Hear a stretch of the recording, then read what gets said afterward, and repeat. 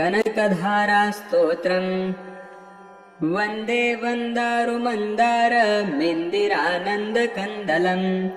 अमन्दानन्दसन्दोह बन्धुरं सिन्धुराननम्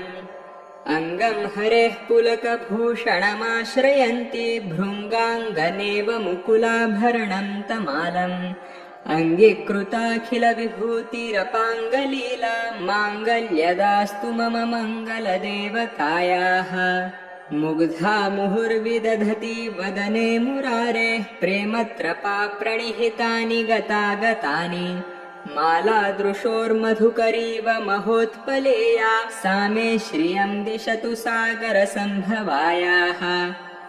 आमीलिताक्षमधिगम्य मुदा मुकुन्दम् आनन्दकन्दमनिमेषमनङ्गतन्त्रम् आकेकरस्थितकनीनिकपक्ष्मनेत्रम् भूत्यै भवेन्मम भुजङ्गशयाङ्गनायाः बाह्वन्तरे मधुजितश्रितकौस्तुभेया हारावलीव हरिनीलमयी विभाति कामप्रदा भगवतोऽपि कटाक्षमाला कल्याणमावहतु मे कमलाललायाः कालाम्बुदालिललितो रसिकैटभारे धाराधरे स्फुरति या तडिदङ्गनेव मातुः समस्तजगतां महनीयमूर्तिः भद्राणि मे दिशतु भार्गवनन्दनायाः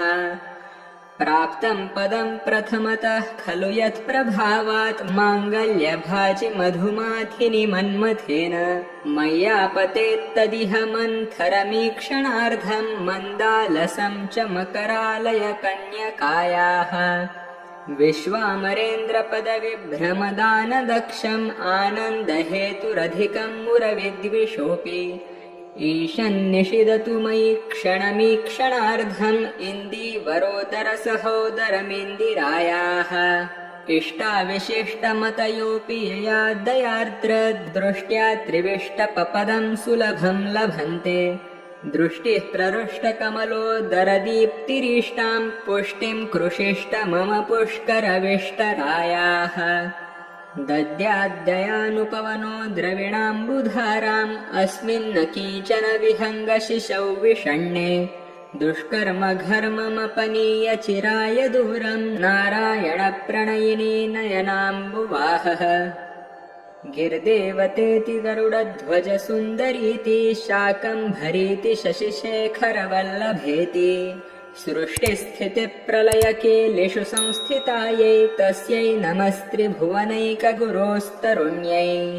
श्रुत्यै नमोऽस्तु शुभकर्मफलप्रसूत्यै रत्यै नमस्तु रमणीयगुणार्णवायै शक्त्यै नमोऽस्तु शतपत्रनिकेतनायै पुष्ट्यै नमोऽस्तु पुरुषोत्तमवल्लभायै नमोऽस्तु नालीकनिभाननायै नमोऽस्तु दुग्धोदधिजन्मभूम्यै नमोऽस्तु सोम्रामृतसोदरायै नमोऽस्तु नारायणवल्लभायै नमोऽस्तु हेमाम्बुजपीठिकायै नमोऽस्तु भूमण्डलनायिकायै नमोऽस्तु देवादिदयापरायै नमोऽस्तु शार्ङ्गायुधवल्लभायै नमोऽस्तु देव्यै भृगुनन्दनायै नमोऽस्तु विष्णोरुरसिस्थितायै नमोऽस्तु लक्ष्म्यै कमलाललायै नमोऽस्तु दामोदरवल्लभायै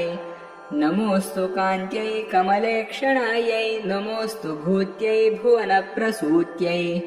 नमोऽस्तु देवादिभिरर्चितायै नमोऽस्तु नन्दात्मजवल्लभायै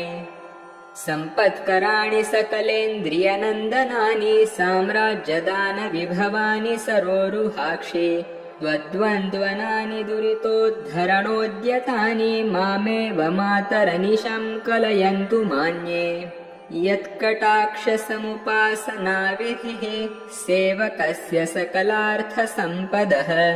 सन्तनोति वचनाङ्गमानसैः त्वां मुरारिहृदयेश्वरीं भजे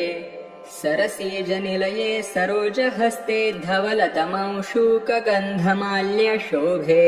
भगवति हरिवल्लभे मनोज्ञे त्रिभुवनभूतिकरि प्रसीद मह्यम्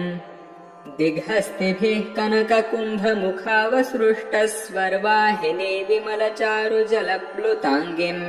प्रातर्नमामि जगतां जननीमशेष लोकाधिनाथ गृहिणीम् अमृताब्धिपुत्रीम्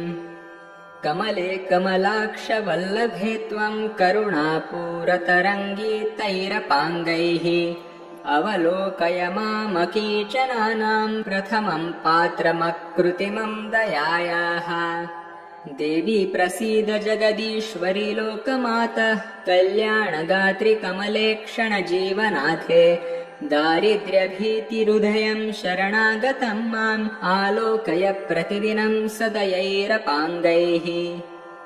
स्तुवन्ति ये स्तुतिभिरमीभिरन्वहं त्रये मयीं त्रिभुवनमातरं रमाम् गुणाधिका गुरुतरभाग्यभागिनो भवन्ति ते भुवि बुधभाविताशयाः इति श्रीमच्छङ्कराचार्यकृत श्रीकनकधारास्तोत्रं सम्पूर्णम्।